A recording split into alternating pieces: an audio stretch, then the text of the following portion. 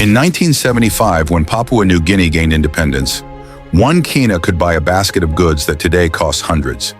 Back then, K1 held almost equal value to $1, a symbol of national pride and new beginnings. Fast forward to 2025, and that same Kina is worth just a few US cents. Behind that fall lies a story of shifting economies, government decisions, global crises, and the quiet struggles of ordinary families watching their money lose power year after year. Inflation isn't just a number.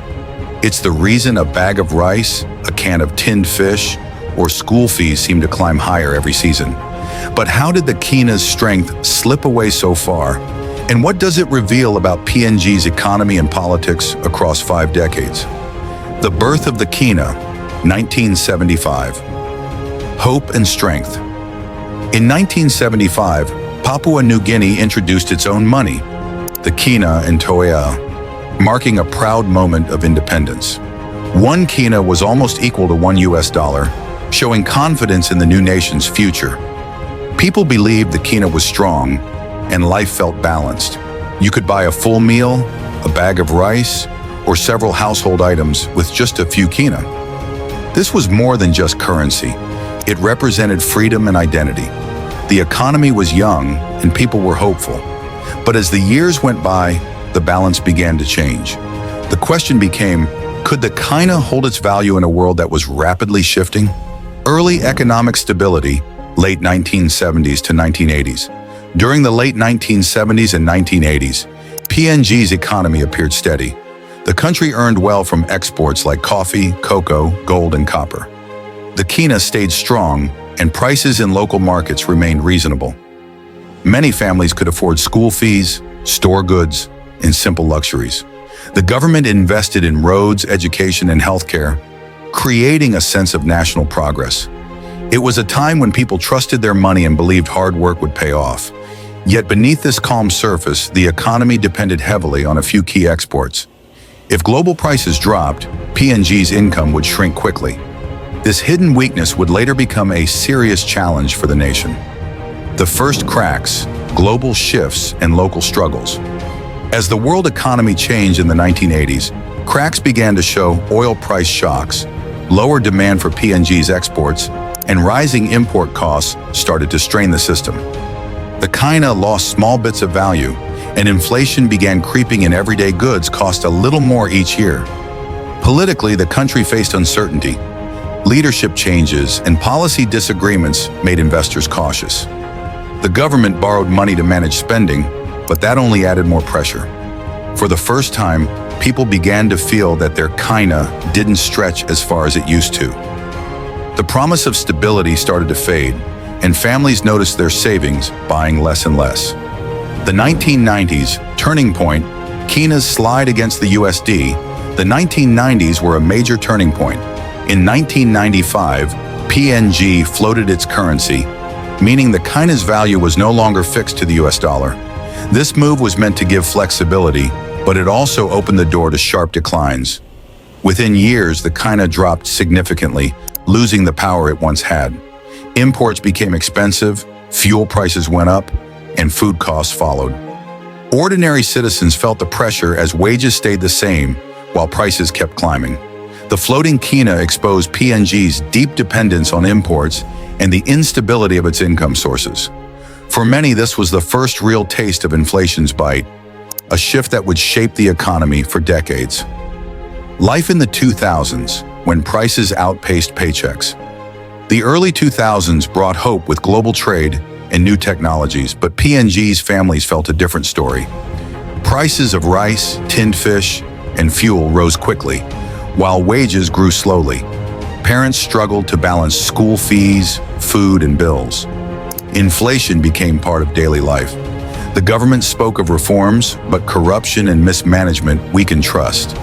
As the Kina continued to fall, imported goods became luxuries for many households.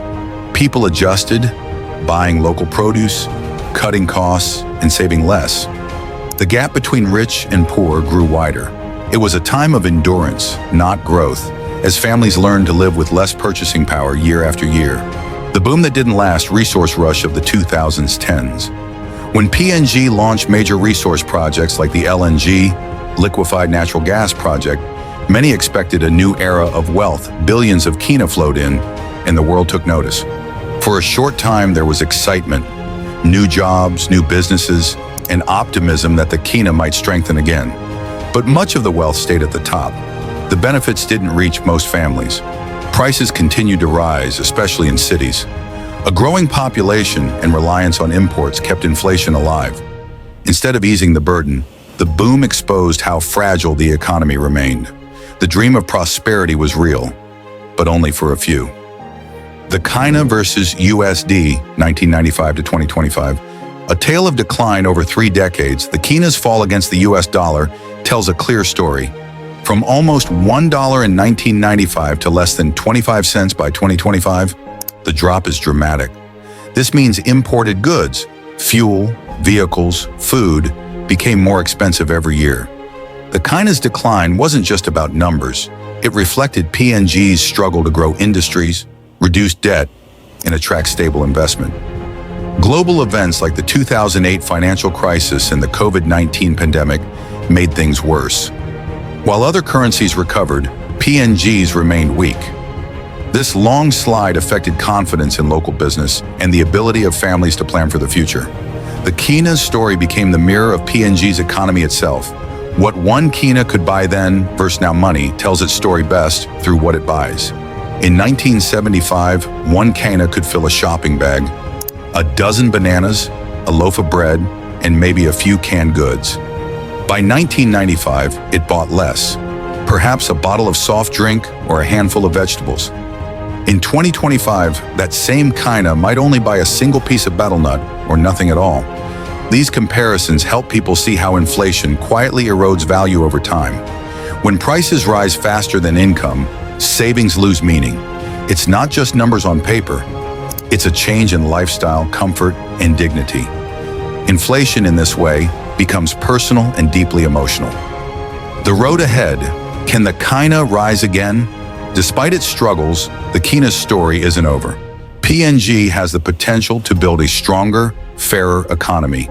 Investing in local industries, improving agriculture, and encouraging small businesses could reduce dependence on imports. Transparent governance and stable policies would help attract responsible investors. Technology and education can give young Papua New Guineans the skills to compete globally.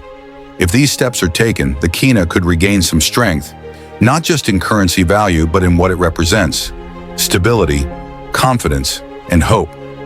The question for the future is simple but powerful. Can PNG turn decades of lessons into action and rebuild the true worth of its money? The journey of Papua New Guinea's Kina tells a powerful story, from strength and pride to challenge and resilience. Over the years, inflation has shaped how families live, work, and dream. But every struggle holds a lesson, and the future still offers hope for a stronger economy and fairer opportunities. If you found this helpful, please hit the like button and share it with others who care about PNG's future. Don't forget to subscribe for more valuable insights on the country's economy, politics, and people. Stay tuned. There's much more to uncover about Papua New Guinea's changing story.